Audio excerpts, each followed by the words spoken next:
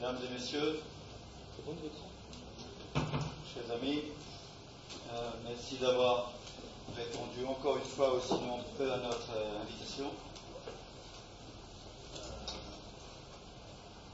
Malgré les efforts visibles des conditions de circulation, vous voyez que votre serviteur ça se fait attendre. Ce n'est pas une volonté délibérée, c'est juste la nécessité de concilier un certain nombre d'exigences de la vie, des choses qui font la vie. Donc je voulais saluer déjà tous ceux qui, ici à La Réunion, ont répondu à notre invitation. Je sais que dans la salle, il y a des entrepreneurs, il y a le leader. Je sais qu'il y a nos élus. Merci Maya en particulier d'être là. Je ne sais pas si le département est représenté. Et il y a tous ceux qui, avec nous, concourent tous les jours à nos activités, et donc nos collaborateurs. Et bien sûr, il y a tous ceux avec qui nous voulons relever le challenge et qui constituent toute la communauté scientifique dans sa diversité et la richesse qui les compose ici à La Réunion. Donc je sais que l'université est diversement représentée et en particulier par son président. Je sais que le CIRAD est présent, je n'ai pas vu Gilles, je ne sais pas s'il a pu être là. Très bien. Je sais que le CF est là. Laurent, non? Et à Cannes. Oui. J'ai pris le premier étage, mais je n'ai pas pris le deuxième. Je sais que l'Armée de Forme peuvent être avec nous parce qu'ils accueillent aujourd'hui nos amis européens qui sont là dans le cadre du Comité national des suivis des fonds. Et puis, vous comprendrez que je ferai un petit arrêt particulier sur nos invités. Il y a celui que je connais un peu, et puis il y a les autres. Tous les ans, pour nous, c'est une vraie richesse, pour notre petite île océan Indien, d'inviter à venir nous voir, à venir échanger un certain nombre de leaders dans leur domaine, de spécialistes, sur ce que peut faire La Réunion et comment ce qui est fait ailleurs, on réussit en général, mais on sait aussi qu'on pourrait s'inspirer et s'enrichir des échecs, et qui acceptent de venir témoigner avec nous. Avant la liste, je voulais signaler en particulier, avant de faire le tour de mes invités, j'ai oublié de signaler la présence parce que je le fréquente peut-être trop régulièrement de mon président du Conseil économique et social régional. Et puisque j'allais parler de Roland Beau, qui est le directeur de l'Assemblée permanente des chambres d'agriculture, je voulais signaler que Jean-François Abaya nous fait l'honneur de sa présence, qui est le directeur général de la chambre d'agriculture d'ici. Je pense que les autres chambres consulaires sont aussi représentées, puisqu'en tout cas, ils nous avaient manifesté l'envie. Roland, donc merci d'avoir accepté, dois-je le dire au pied levé, notre invitation, puisque nous avions pensé à un professionnel du centre et qui a eu la mauvaise idée d'avoir un accident grave. Et je connais les qualités de Roland et je connais son envie d'être là où on a besoin de lui. Et donc j'ai sollicité, il a répondu présent comme d'habitude. J'ai eu l'occasion de travailler avec lui quand il s'occupait davantage de territoire que d'économie agricole.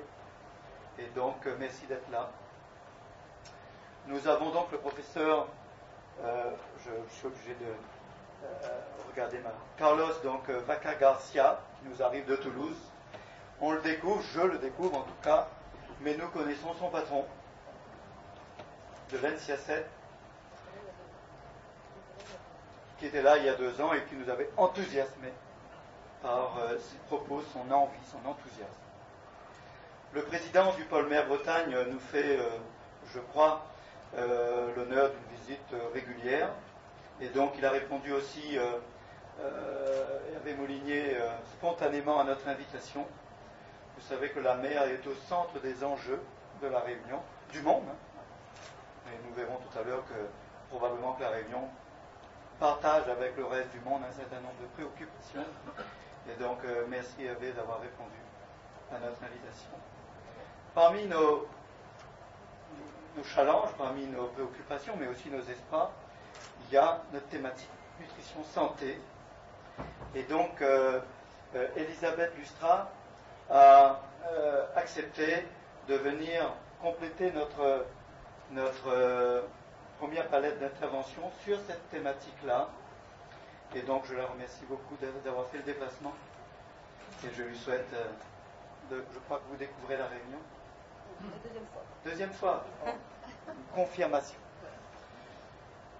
Et que dire de celui qui nous arrive de tout près, linguistiquement, de Guy Boutier, avec qui le seul petit échange d'hier soir a fait comme si on s'était toujours connus et qui ouvre déjà les perspectives de collaboration future intéressantes.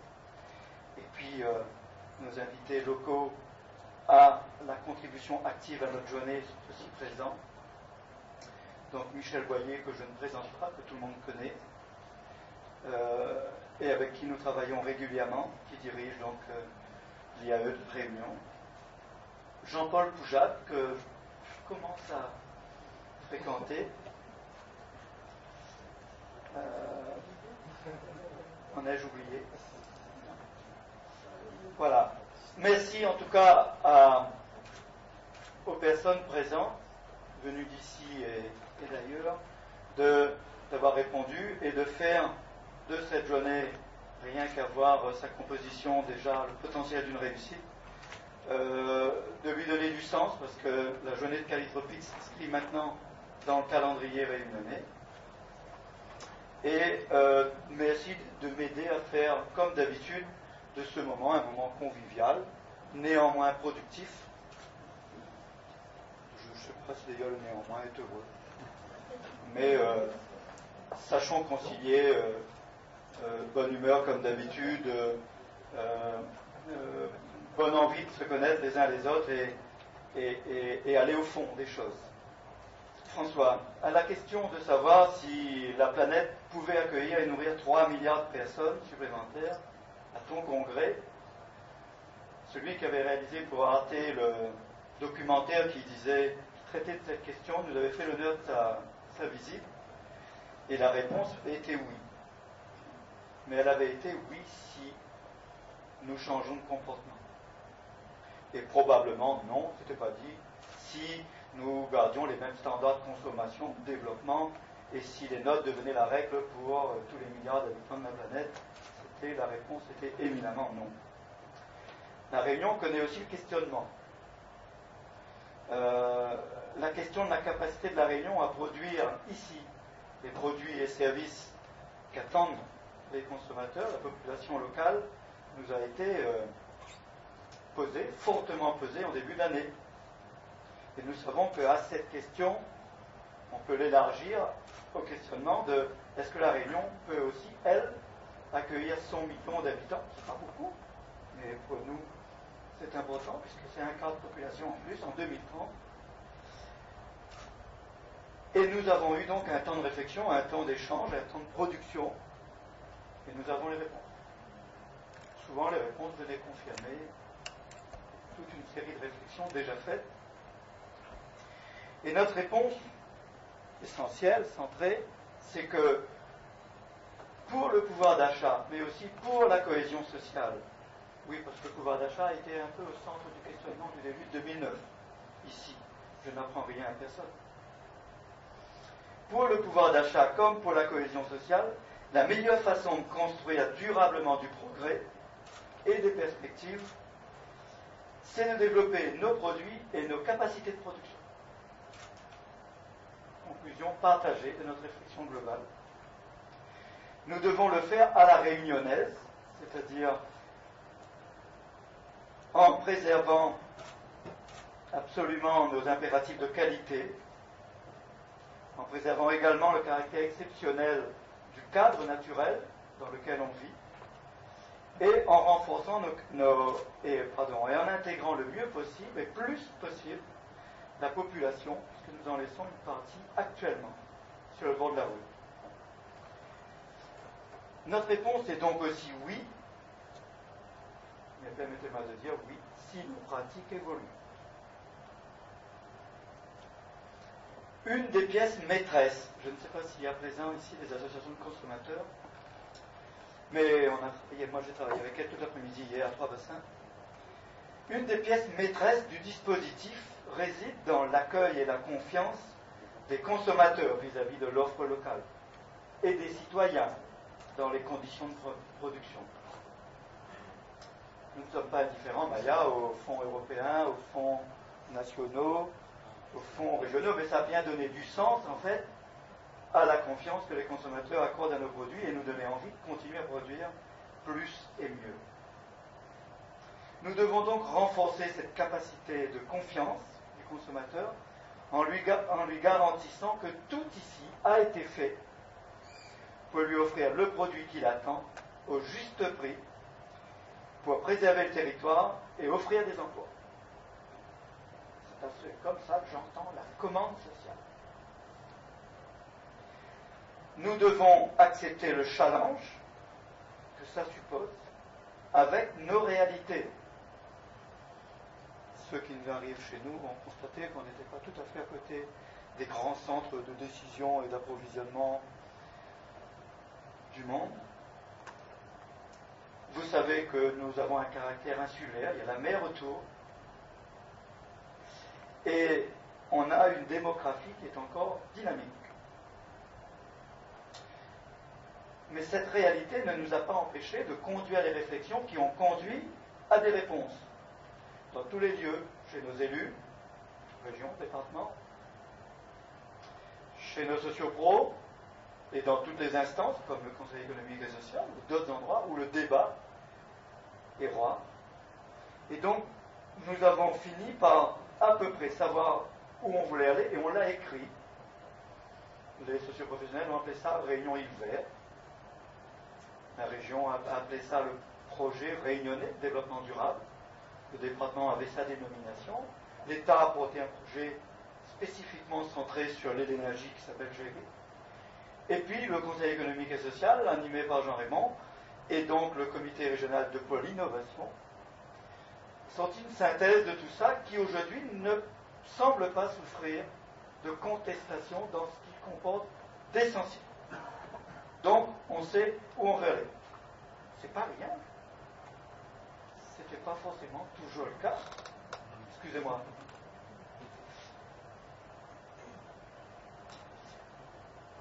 Et je crois que les Réunionnais partagent la cible dans leur diversité. Pour que notre économie accède dans cette économie-là que je viens de décrire, excusez-moi, j'ai oublié un petit élément de détail, et je ne pense pas que le président du MEDEF ou le représentant de la CGME me démentirait. Notre réalité économique, c'est une réalité de PME quand c'est très grand, et de TPE pour la majorité. Pour que cette économie-là, la nôtre, accède dans des délais réduits à ces gains de performance, à ce saut qualitatif, nous avons à systématiser, et j'espère que la journée nous donnera envie, le travail collaboratif, en particulier entre scientifiques et entrepreneurs. Scientifique pris dans sa définition la plus large. Vous savez qu'on a quelques débats en ce moment sur la sociologie, sur tout ça, et bien voilà. On a besoin de tout le monde, de toute notre connaissance,